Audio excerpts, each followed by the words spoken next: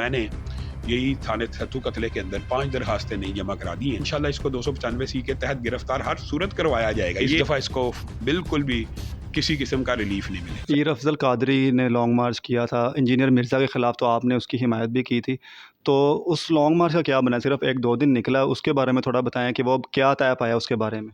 بنیادی طور پہ پیر صاحب نے جو لانگ مارچ کیا تھا، اللہ کے فضل سے میں نے اس کی حمایت بھی کی، اور الحمدللہ جہلم میں اس وقت ہزاروں افراد ہماری جماعت کے جمع تھے اور ہم نے ان کا استقبال کرنا ہے. لیکن پیر صاحب سے بات ہوگی فون پہ کہ ہمارے مذاکرات طے پا گئے. تو پیر صاحب نے اس کی ہلکی پھلکی جزیات کچھ ہم بیان کر سکتے ہیں، کچھ ظاہر ہے پس پردہ بھی ہوتی ہیں. 3 باتیں پیر صاحب نے ان کے سامنے رکھ دی ہیں کہ ایک تو اس کو گرفتار کیا جائے، دوسرا 295 سیل گئی ہے، تیسرا اس کی اکیڈمی اور یوٹیوب کو ہمیشہ کے لیے بند کر دیا جائے.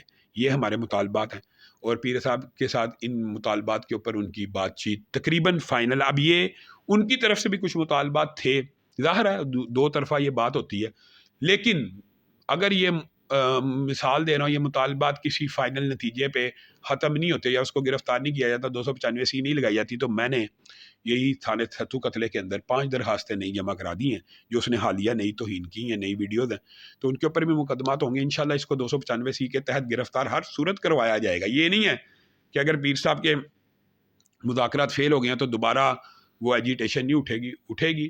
ہاں، ہم نے اس وقت یہ فیصلہ کیا بنیادی طور پہ ملکی حالات بھی دیکھنے چاہیے. اداروں کے اوپر جو پریشر آیا ہے، ہم نہیں چاہتے کہ ہم مزید اداروں کے اوپر پریشر ڈالیں، بلکہ ہم تو اداروں کے ساتھ کھڑے ہیں.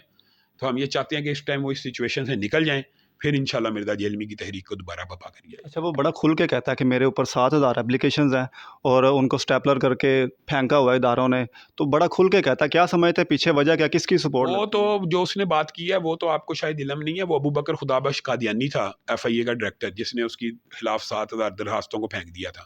تو ضروری نہیں ہر وقت کوئی قادیانی ہو، کوئی کلمہ گو مسلمان اور محب رسول، محب صحابہ بھی موجود ہوتے ہیں. تو انشاءاللہ ہم یہ سمجھتے ہیں کہ اس دفعہ اس کو بالکل بھی کسی قسم کا ریلیف نہیں ملے گا. اچھا، ایک احسن باکسر نامی لڑکا ہو، شاید آپ جانتے ہو یوٹیوب پر، تو اس نے اس کی اکیڈمی کے باہر جا کر پہلے پیشاب کیا، پھر اندر جا کے پیشاب کیا، اور کہا یہ ہے کہ جہاں پر ناموس رسالہ، یہاں پر حضور کی عزت یا صحابہ کے خلاف بکواس کی جائے، وہاں پر یہ کام کرنا ٹھیک ہے. تو آپ اس عمل کو کس طرح دیکھتے ہیں؟ بنیادی طور پہ یہ اس بندے کی شخصی رائے ہے. اس حوالے سے تو علماء کو میرے خیال میں گفتگو بھی نہیں کرنی چاہیے. اس بندے نے اپنے ذاتی جذبات کا اظہار کیا رسول اللہ کی محبت کے اندر، تو یہ تو بڑی چھوٹی سی ایک بات ہے، اور میرا خیال ہے کہ اس کو وجہ بحث یا موضوع بحث نہیں بنانا چاہیے.